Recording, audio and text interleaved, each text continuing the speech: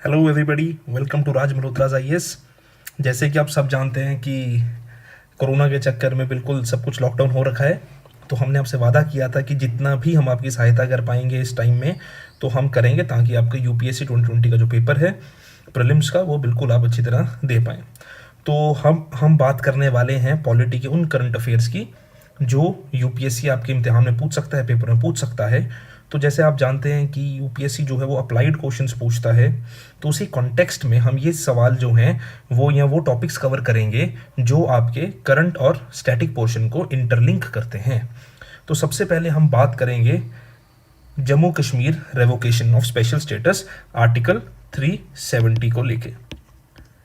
तो अब ये तो सब जानते हैं कि जब स्टेट को रीऑर्गेनाइज करना होता है तो वो पावर पार्लियामेंट की होती है। तो रादर देन हम आपको ये बताएं कि स्टेट को रीऑर्गेनाइज कैसे करते हैं, क्या उसके प्रिंसिपल्स होते हैं, जैसे कि everybody must be aware about article 2 and article 3 of the constitution. तो मैं आपको ये बताऊं कि आर्टिकल 3 क्या होता है, क्या उसके प्रोसीजर्स होते हैं, या प्रेसिडेंट की क्या पावर है। तो इट इज़ बेटर कि मैं आपको ये बताऊं कि आर्टिकल 370 का जो रिवोक किया गया पार्लियामेंट द्वारा वो किस प्रकार करा गया और उसने क्या चेंजेस लेके आए। तो सबसे पहले तो आप ये देखिए कि पार्लियामेंट ने आर्टिकल 370 को रिवोक करा था और प्रेसिडेंशियल ऑर्डर आया था कि constitution application to Jammu and Kashmir order 2019। अब सबसे पहले तो आप ये समझिए कि जब प्रेसिडेंट ने स्क्रैप किया या पार्लियामेंट ने चेंज किया आर्टिकल 370 को, तो दो चीज़ों पे इम्पैक्ट हुआ। एक तो था आपका आर्टिकल 370 और दूसरा था आर्टिकल 35A। ये दोनों ही थोड़े से कंट्रोवर्शियल थे या काफ़ी डिबेटेबल रहते थे इस कॉन्टेक्स्ट में कि जो आर्टिकल 370 है ये स्पेशल स्टेटस देता था जम्मू एंड कश्मीर को। तो जब ये special status Jammu and Kashmir की ये बात की जाती थी तो अक्सर ये कहा जाता था कि आर्टिकल 370 जो है वो इंडक्ट किया था हमारे कॉन्स्टिट्यूशन में एज अ टेम्परेरी प्रोविजन। काफ़ी बार इसके ऊपर पार्लियामेंट में बात हुई और काफ़ी बार इसके ऊपर डिबेट्स हुई, तो एज अ टेम्परेरी प्रोविजन इसको हमने इंडक्ट किया था। तो ये क्यों चेंज नहीं करा गया या क्यों रिमूव नहीं करा गया, उसके मल्टीपल रीजंस हैं। तो जब इसको अभी रिमूव करा गया आर्टिकल 370 को, तो थोड़ा सा जो सरकार ने खेल खेला या सरकार या पार्लियामेंट ने जो इफेक्टिवली इस्तेमाल किया, वो उन्होंने क्या किया था कि प्रेसिडेंट ने आर्टिकल 370 के तहत 370 क्लॉज 1 का प्रयोग करते हुए एक प्रेसिडेंशियल ऑर्डर इंप्लीमेंट किया, एक प्रेसिडेंशियल ऑर्डर इशू किया। क्योंकि आर्टिकल 370 क्या कहता है, आर्टिकल 370 ये कहता था कि सिर्फ और सिर्फ राष्ट्रपति की ये पावर है कि राष्ट्रपति ही ये डिफाइन कर सकते हैं कि what is the constitutional relation of the state in terms of Indian constitution. जैसे कि ये पॉइंट आप देख पा रहे हो, तो राष्ट्रपति की पावर थी कि राष्ट्रपति बताएंगे कि किस प्रकार से हिंदुस्तान के संविधान या इंडियन कॉन्स्टिट्यूशन में कौन कौन से ऐसे प्रोविजंस होंगे जो हम जम्मू एंड कश्मीर की स्टेट के साथ या erstwhile Jammu and Kashmir state के साथ इंप्लीमेंट में या लागू में ला सकते हैं। तो जो ओरिजिनल प्रोविजन हमारे संविधान में डाला गया उसमें हमने ये कहा कि एक तो फर्स्ट आर्टिकल जो कि डिफाइन करता था या बताता था कि Jammu and Kashmir is part of India, और दूसरा ये बताया जाता था कि जम्मू एंड कश्मीर जो है उसमें सारे के सारे जो प्रिंसिपल्स हैं except your defence, finance, foreign affairs and communications, इनके अलावा everything was in the hands of Jammu and Kashmir state legislature. अब ये थोड़ा सा चेंज करा गया, काफ़ी हद तक चेंज करा गया आर्टिकल 370 की रेवोकेशन के एस्पेक्ट में। तो जब प्रेसिडेंशियल ऑर्डर आया तो किया क्या इन्होंने, ये कहा जाता था अक्सर कि आर्टिकल 370 को रिवोक करने के लिए हमें जम्मू एंड कश्मीर की स्टेट कॉन्स्टिट्यूएंट असेंबली से पूछना पड़ेगा। तो जैसे कि आप सब जानते हैं कि जम्मू एंड कश्मीर का एक सेपरेट कॉन्स्टिट्यूशन हुआ करता था, तो ये कहा गया कि हमें जम्मू एंड कश्मीर की स्टेट कॉन्स्टिट्यूशन असेंबली से पूछना पड़ेगा चेंज करने के लिए। तो अब सरकार ने क्या करा, सरकार ने सबसे पहले तो इस ऑर्डर में जो कि 2019 का ऑर्डर था सरकार का, जो कि 2019 का सरकार का ऑर्डर था, उस 2019 के ऑर्डर में सरकार ने सबसे पहले क्या करा, सरकार ने आर्टिकल 367 को थोड़ा सा अमेंड करा। ये जो आर्टिकल 367 होता है, ये आर्टिकल 367 बेसिकली गाइडलाइंस प्रोवाइड करता है या एक्सप्रेशन प्रोवाइड करता है कि हाउ टू अंडरस्टैंड या how to read the constitution. तो आर्टिकल 367 को अमेंड करा गया और इसमें यह कहा गया कि जो एक्सप्रेशन ऑफ कॉन्स्टिट्यूएंट असेंबली दिया हुआ है आर्टिकल 370 क्लॉज 3 में, जो आर्टिकल 370 क्लॉज 3 में एक्सप्रेशन या वर्ड दिया हुआ था कॉन्स्टिट्यूएंट असेंबली, उसको पढ़ने का या उसको समझने का मतलब चेंज कर दिया। तो जम्मू एंड कश्मीर की जो कॉन्स्टिट्यूएंट असेंबली थी ये काफ़ी साल पहले ही ये ख़त्म कर दी गई थी या इसको डिसॉल्व कर दिया गया था। तो अब कॉन्स्टिट्यूएंट असेंबली तो थी नहीं, तो इन्होंने क्या कह दिया कि जो 370 क्लॉज 3 में वर्ड दिया हुआ है कॉन्स्टिट्यूएंट असेंबली, उसको इन्होंने बोल दिया कि this will be now from henceforth it will be considered to be the legislative assembly of state.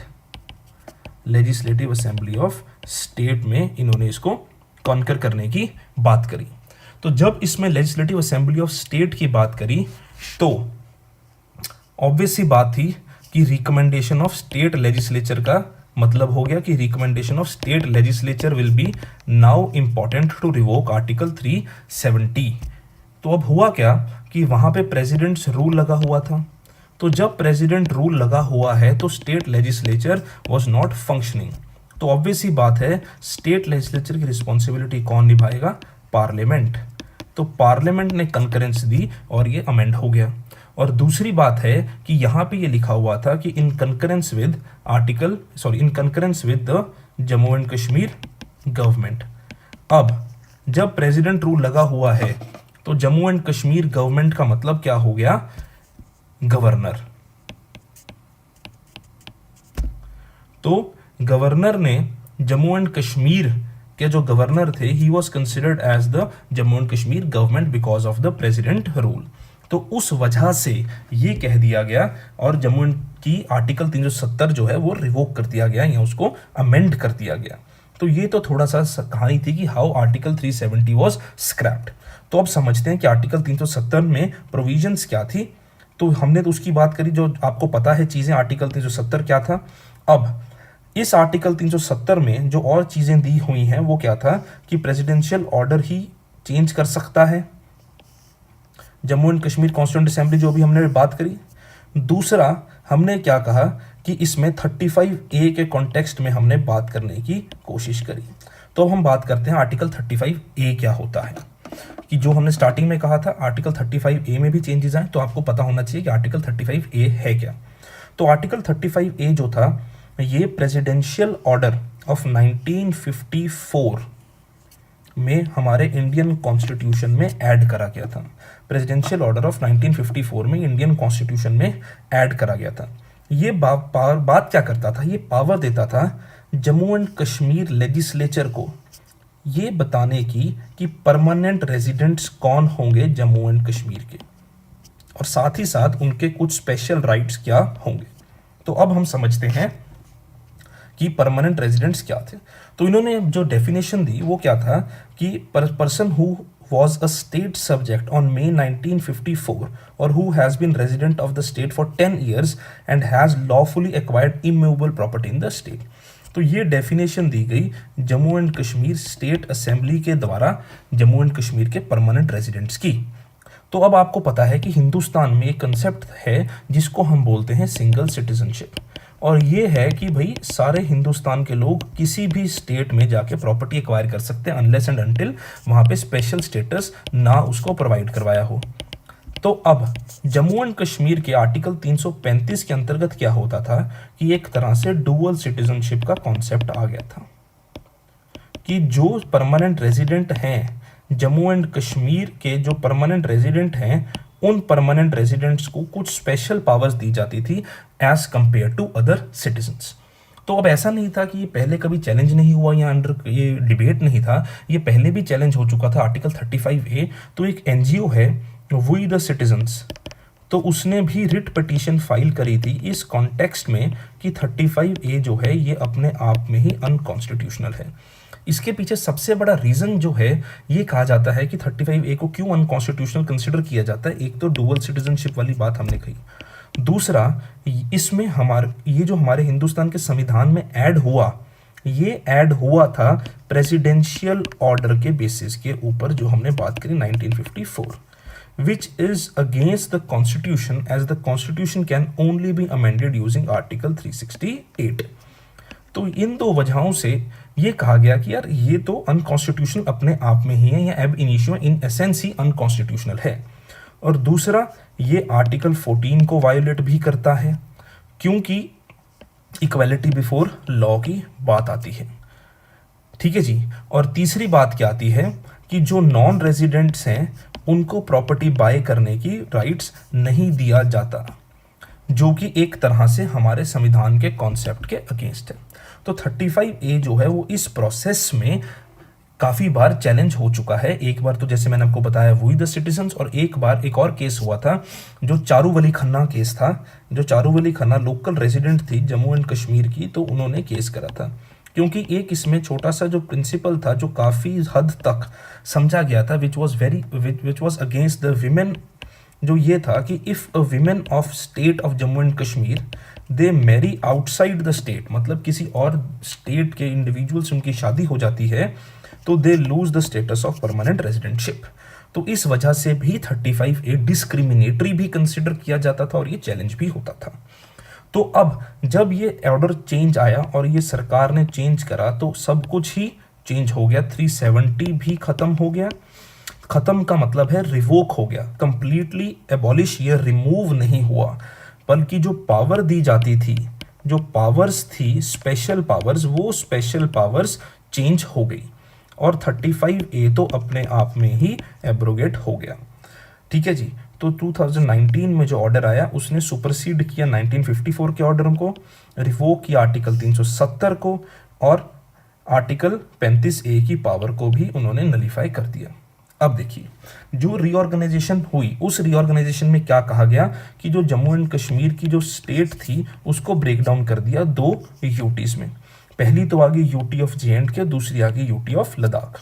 तो जो JNK की यूटी आई, इसमें क्या कह दिया कि सारी की सारी जो स्टेट है except the areas of Kargil and Leh. तो जो जम्मू एंड कश्मीर है वो ये हो गया UT of Jammu and Kashmir, और लेह और कारगिल की टेरिटरी को यूटी ऑफ लद्दाख बना दिया गया। साथ ही जम्मू एंड कश्मीर वाली जो यूटी है उसमें लेजिस्लेचर होगा, लद्दाख में लेजिस्लेचर नहीं होगा। दोनों ही लेफ्टिनेंट गवर्नर गवर्न करेंगे, एडमिनिस्टर करेंगे राष्ट्रपति के द्वारा अपॉइंटेड, और साथ ही हाई कोर्ट जो होगा वो कॉमन होगा। ठीक है जी।